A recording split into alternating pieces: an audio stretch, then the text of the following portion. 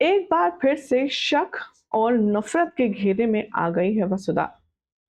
एक बार फिर वसुधा ने दी है किसी के लिए कुर्बानी। एक बार फिर वसुधा के ऊपर लगे हैं घिनौने घटिया इल्जाम और एक बार फिर चुप रहेगा देव सिंह चौहान। क्या हो रहा है टीवी सीरियल वसुधा के ऑनगोइंग ट्रैक में, चलिए बताते हैं। भाई उससे पहले चैनल सब्सक्राइब कर ले, नोटिफिकेशन बेल दबा लीजिए और नोटिफिकेशन बेल दबाने के बाद हाँ हाँ इसे शेयर लाइक भी कर दीजिएगा वीडियो को, क्योंकि ऐसी जानकारी आपको भला कहाँ और मिलेगी। टीवी सीरियल वसुधा के आने वाले एपिसोड में अब आप देखेंगे कि कहानी में एक और नया ट्विस्ट आएगा। ट्विस्ट लगाएगी करिश्मा। रुकिए, चलिए डिटेल में सुन लीजिए। अभी तक के सफर में आपने देखा कि वसुधा को देव मना करके ले आता है घर, जहां पर कुछ गुंडे वसुधा के साथ बदतमीजी कर रहे होते हैं और बदले में वसुधा उनको जोरदार तमाचा लगाती है। तमाचा लगाने के बाद वो गुंडे वसुधा का पीछा करते हैं और उसके साथ बदतमीजी करते हैं। जैसे ही वसुधा को वो धक्का मारकर जमीन पर गिराते हैं, यहाँ पर वसुधा को अपनी बाहों में संभालने के लिए आ जाता है देव।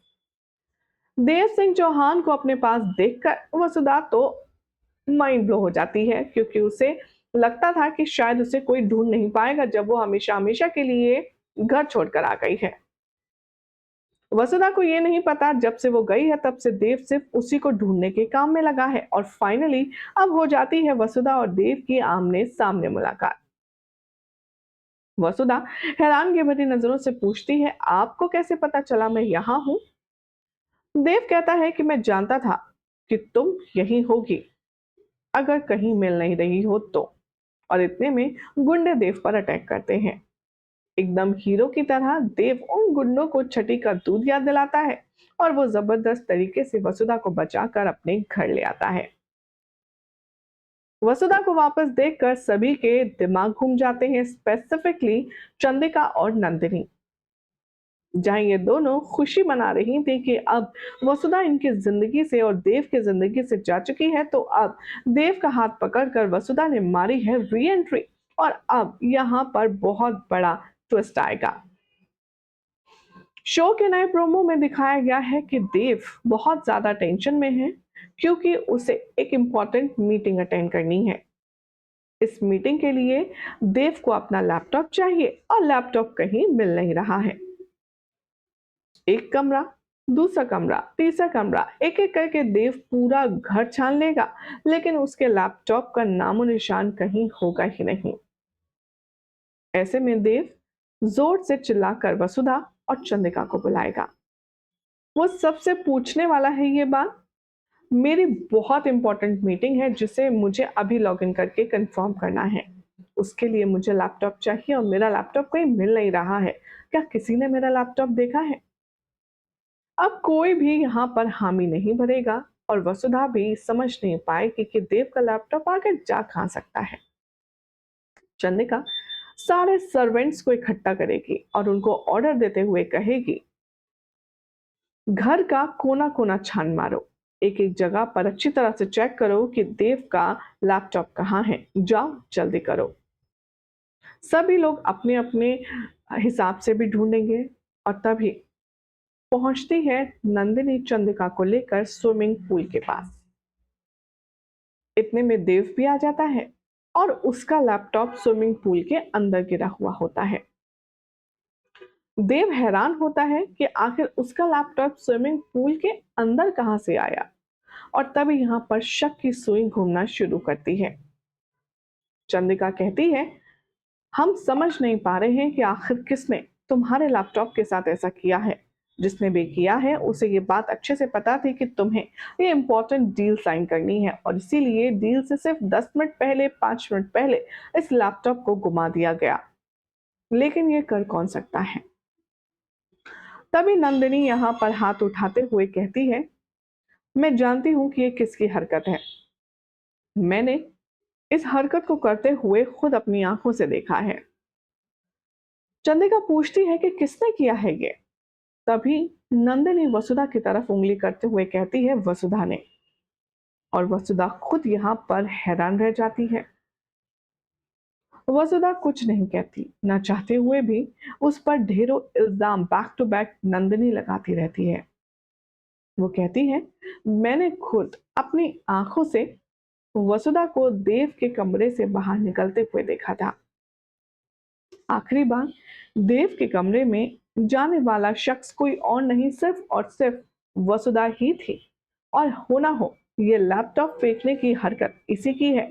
इसी ने जेलसी में आकर देव से बदला लेने के चक्कर में लैपटॉप पानी में फेंका है। अब वसुधा कुछ नहीं कहती, चुपचाप खड़ी रहती है और वो सारे इल्जामों को सुनती रहती है। फाइनली वसुधा ये बात मान जाती है और वो कहती है कि हाँ, नंदिनी मैडम सही कह रही हैं। ये लैपटॉप मुझसे ही पानी में गिरा है, मैंने ही फेंका है। और ये बात सुनकर के बहुत ही ज्यादा टेंशन में आ जाता है देव। उसे समझ नहीं आता कि जो वसुधा हमेशा उसकी चीजों का उसका ख्याल रखती है, वो भला इतनी बड़ी मिस्टेक कैसे कर सकती है। अब यहाँ पर वसुधा चुप रहती है, किसी से कुछ नहीं कहती। अब ट्विस्ट कहानी में ये है कि असली लैपटॉप को फेंकने वाला कोई और नहीं बल्कि अविनाश है। अविनाश लैपटॉप फेंकता है और ये हरकत करते हुए वसुधा अविनाश को देख लेती है। अविनाश के ऊपर कोई बात ना आए, इसीलिए वसुधा चुप रहती है और सारा इल्जाम अपने ऊपर ले लेती है। वसुधा को ये बात पता है कि अविनाश ने अगर ये हरकत की है तो कोई ना कोई तो वजह होगी, इसीलिए यहाँ पर अविनाश चुप है। अब वसुधा सारे इल्जामों को अपने ऊपर ले लेगी और अविनाश को ये बात समझ आ जाएगी कि वसुधा डेफिनेटली कुछ ना कुछ ऐसा जानती है जिसकी वजह से वो ये सारी गलती मेरी अपने ऊपर ले रही है। अब भाई वसुधा और अविनाश की जो दोस्ती है वो है ही ऐसी, जो कि अनब्रेकेबल है और बहुत ही ज्यादा खूबसूरत है। सोर्सेस की माने तो अब अविनाश यहाँ पर वसुधा का थैंक्स कहते हुए नजर आएगा और उसकी तारीफ करते हुए नहीं थमेगा। अविनाश कहेगा, वसु, तुम अच्छे से जानती थी ना कि ये काम तुमने नहीं किया है, फिर भी तुमने सबके सामने ये काम अपने सर पर ले लिया। तुमने ऐसा क्यों किया? मुझे बताओ, तुमने मुझे क्यों बचाया, जबकि तुम देख चुकी थी ना कि भाई का लैपटॉप मैं पानी में फेंक रहा हूं। वसुधा यहाँ अविनाश का तो कोई जवाब नहीं देगी, लेकिन वो उल्टा उससे सवाल जरूर करेगी। वो कहेगी, अविनाश सर, मैं कुछ सुनना या कहना नहीं चाहती, मैं बस इतना जानना चाहती हूँ कि आपने ऐसा क्यों किया। और तब यहाँ पर अविनाश बहुत बड़ा राज खोलते हुए कहेगा कि वसु, मुझे करिश्मा ब्लैकमेल कर रही है। उसी ने यहाँ पर मुझसे कहा था कि अगर मैंने भाई साहब का लैपटॉप पानी में नहीं डाला डील से 5-10 मिनट पहले, तो वो मेरा कुछ ऐसा सच सबको बता देगी जिसके चलते मेरा और दिव्या जी का रिश्ता टूट जाएगा। वेल, अब यहाँ पर वसुधा को ये बात पता चल जाती है कि अविनाश को ब्लैकमेल किया जा रहा है। अब कैसे वो इस प्रॉब्लम का सल्यूशन निकालेगी, देखना होगा। काफी इंटरेस्टिंग। और क्या देव इस बात को समझेगा कि वसुधा ने नहीं किया ये सब लैपटॉप फेंकने की गलती, या फिर वो वाकई में इस बार और नाराज हो जाएगा?